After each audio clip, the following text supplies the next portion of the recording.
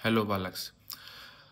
आज आपण बघणार आहोत इंटरव्ह्यूचा खूप इम्पॉर्टंट ॲस्पेक्ट किंवा जो इंटरव्ह्यूमधला जो एक खूप अतिशय महत्त्वाचा प्रश्न आहे त्याच्यावर आज आपण एकदम डिटेल्ड डिस्कशन घेणार आहोत. आणि ते तुम्हाला एक त्याचं बॅकग्राऊंड देणार आहोत, एक त्याचं कंटेक्स्ट देणार आहोत. So your answer will be means you will be very confident when you are delivering that answer. Okay. So जो आजचा आपण प्रश्न घेणार आहोत तो खूप वेळेस इंटरव्ह्यूमध्ये विचारलेला जातो आणि आम्ही पण मॉकमध्ये विचारतो. बट जे ॲन्सर आहे ना, जसं यायला हवं ना, जे एक्सपेक्टेड असताना तसं येत नाही. तर क्वेश्चन खूप सिम्पल आहे. तुम्हाला त्याचे ॲन्सर्स तुमच्याकडे भरपूर पॉईंट्स आहे, बट मी त्याला एक रिफाईन करायचा प्रयत्न करत आहो. ओके. तर जो क्वेश्चन आहे, what are the problems of Indian agriculture किंवा what are the problem of Indian farmers. Okay. आता याच्यावर तुमच्याकडे भरपूर सगळं कंटेंट आहे, आय नो. बट एक रिफाईन वेने खूप एक मॅक्रो व्ह्यूने तुम्ही त्याला ॲन्सर दिलं पाहिजे. ओके. ना की लोकलाइज्ड वेने. सो आता आपण स्टार्ट करणार आहोत. तर जेव्हा तुम्हाला विचारतात what are problems of Indian agriculture किंवा what are problems of Indian farmers, तर तुम्ही एक मॅक्रो डायमेन्शन त्याचं ॲनालाइज करून उत्तर देण्याचा प्रयत्न केला पाहिजे. तर याच्यातलं मी तुम्हाला कंटेक्स्ट देतो आणि मग तुम्हाला पॉईंट सांगतो. तर कोणत्या पण देशाची इकॉनॉमी 3 सेक्टर्समध्ये डिवाईड केलेली असती. पहिली सेक्टर असतं प्रायमरी सेक्टर, दुसरं असतं मॅन्युफॅक्चरिंग सेक्टर आणि तिसरं असतं सर्व्हिस सेक्टर. तर हे प्रायमरी सेक्टर आहे, हे कोणत्या पण कंट्रीचा एक बेस असतो. हे प्रायमरी सेक्टरमध्ये मीन्स काय ॲक्टिव्हिटीज घेतल्या जातात की जसे की मायनिंग, ॲग्रिकल्चर, अशा जिथून आपल्याला रॉ मटेरियल भेटतं. ह्या ॲक्टिव्हिटीज सर्व कशात येतात? प्रायमरी सेक्टरमध्ये. आणि हे प्रायमरी सेक्टर असतं, हा एक बेस असतो कोणत्या पण इकॉनॉमीचा. कारण की हे काय करतं, जे रॉ मटेरियल आपल्याला इथून भेटतं प्रायमरी सेक्टरमधून. ओके. जसं ॲग्रिकल्चर भरपूर सर्व इंडस्ट्रीजला रॉ मटेरियल प्रोव्हाइड करतं. एक्झाम्पल रबर, बाकी सर्व गोष्टी. ओके. तर मग हे सगळं रॉ मटेरियल आपण मॅन्युफॅक्चरिंग सेक्टरला देतो आणि मग त्याचं मॅन्युफॅक्चरिंग होऊन त्याचे प्रोडक्ट्स बनतात. आणि हे सर्व्हिस सेक्टर काय करतं, हे जे प्रायमरी सेक्टर आहे आणि मॅन्युफॅक्चरिंग सेक्टर आहे यांना ते सर्व्हिसेस प्रोव्हाइड करतं. ओके. हे झालं एक ब्रॉड कंटेक्स्ट, कोणत्याही देशाची इकॉनॉमी कशी असते. तर मग इथं कसं आहे, आपल्या देशाचं काय भानगड आहे की जे आपलं ॲग्रिकल्चर किंवा जे प्रायमरी सेक्टर आहे त्यामध्ये पॉप्युलेशन एंगेज्ड आहे ना, पॉप्युलेशन एंगेज्ड ते 60% आहे. किती? 60%. आणि त्याचं आउटपुट म्हणजे त्याचं कॉन्ट्रीब्युशन इन GDP किती आहे? फक्त 17%, अराउंड फक्त 17%. मग याच्यातून आपण काय इन्फेअर करू शकतो की ॲग्रिकल्चर हे ओव्हरबर्डनिंग आहे. Okay. Overburdening of agriculture is there in India. म्हणजे कसं की 17% इन्कम जे आपण म्हणतो 17% GDPमध्ये कॉन्ट्रीब्युशन आहे ॲग्रिकल्चर. तर 17%मध्ये देशाचं किती पॉप्युलेशन एंगेज आहे? 60%. पण तसं मॅन्युफॅक्चरिंग सेक्टर आणि सर्व्हिस सेक्टरमध्ये बिलकुल नाही आहे. तिथं काय आहे, राहिलेलं 40% आणि राहिलेला 100 - 17 तो काय आहे, 83% GDP कोण खातं आहे? कोण मजा मारतं आहे? मॅन्युफॅक्चरिंग सेक्टरवाले आणि सर्व्हिस सेक्टरवाले. आणि आपले इंडियन ॲग्रिकल्चर आणि आपल्या 17% GDPमध्ये कोण मजा मारतं आहे? मजा नाही, कोण दुःखाचे दिवस काढतं आहे? ते इंडियन फार्मर्स किंवा population engaged in primary activities.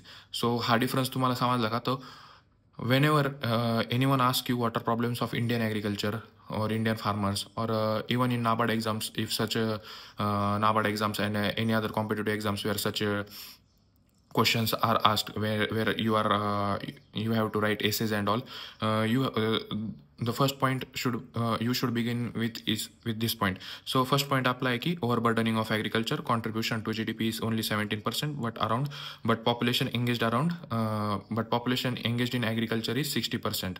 So this shows us there is overburdening of agriculture. Second point जो खूप इम्पॉर्टंट आहे तो आहे fragmentation of land. Around 87.7% farmers in India are small and marginal. आता एवढे जर स्मॉल अँड मार्जिनल फार्मर असाल तर मग त्या आपल्याला इकॉनॉमी ऑफ स्केलचा बेनिफिट भेटत नाही. सर्वजण वेगवेगळे तुकड्यांमध्ये शेती करताय. Okay. So economy of scale जसं की US ला होतं, जसं की चायनाला होतं, त्याचं बेनिफिट आपल्याला भेटत नाही. Okay. So this should be your second point. नाव तिसऱ्या पॉईंटकडे येऊ आपण की post harvest losses.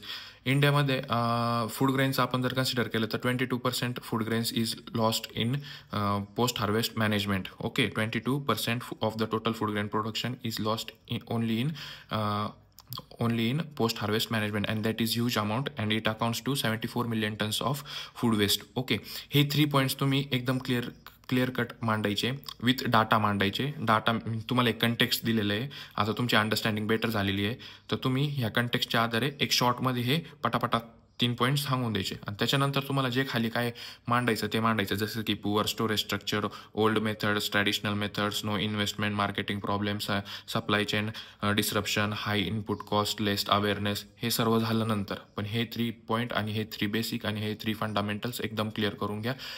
And you should start your answers with this. Okay, तर त्याच्यानंतर आपण सोल्युशन्सवर चर्चा करू. तुम्ही प्रॉब्लेम सांगितले, मेनी केसेसमध्ये इंटरव्ह्यूमध्ये लगेच सोल्युशन पण विचारता. आम्ही पण मॉकमध्ये सोल्युशन्स जरूर विचारतो. तो म्हणजे मी माझा माइंडसेट सांगतोय, इंटरव्ह्यूवरचा माइंडसेट सांगतोय, नाही का. तर मग सोल्युशन, आपण पहिला प्रॉब्लेम काय सांगितला होता की ओव्हरबर्डनिंग ऑफ ॲग्रिकल्चर. तर त्याच्यावर सोल्युशन काय असणार आहे, diversifying the sources of income of farmer. मग आता ते डायव्हर्सिफाय कसे करायचे, सिम्पल आहे, ॲलाइड ॲक्टिव्हिटीज डेव्हलपमेंट. काय करायचं, dairy development, food processing. Food प्रोसेसिंगमध्ये तुम्ही त्याच्यात एक्झाम्पल द्यायचे, स्कीम्स घालायच्या, PMFME वगैरे. ओके, त्याच्यानंतर दुसरा प्रॉब्लेम आपण डिस्कस केला होता लँड फ्रॅगमेंटेशनचा. आता लँड फ्रॅगमेंटेशनचा प्रॉब्लेम तुम्ही कसा ॲड्रेस करणार. असं कोणतं गव्हर्नमेंट नाही किंवा कोणी हे नाही की जे तुम्हाला लँड प्रोड्यूस करून देईन किंवा लँडची क्वांटिटी वाढवू शकाल. तर मग याच्यावर सोल्युशन काय आहे, the solution is pulling the resources together and doing the farming. आता हे कोणत्या प्रकारे केले जाऊ शकता, SHG म्हणजे self help groups, JLG joint liability groups, आणि तिसरा आपण अजून एक एक्झाम्पल देऊ शकतो, FPOs फार्मर प्रोड्युसर ऑर्गनायझेशन.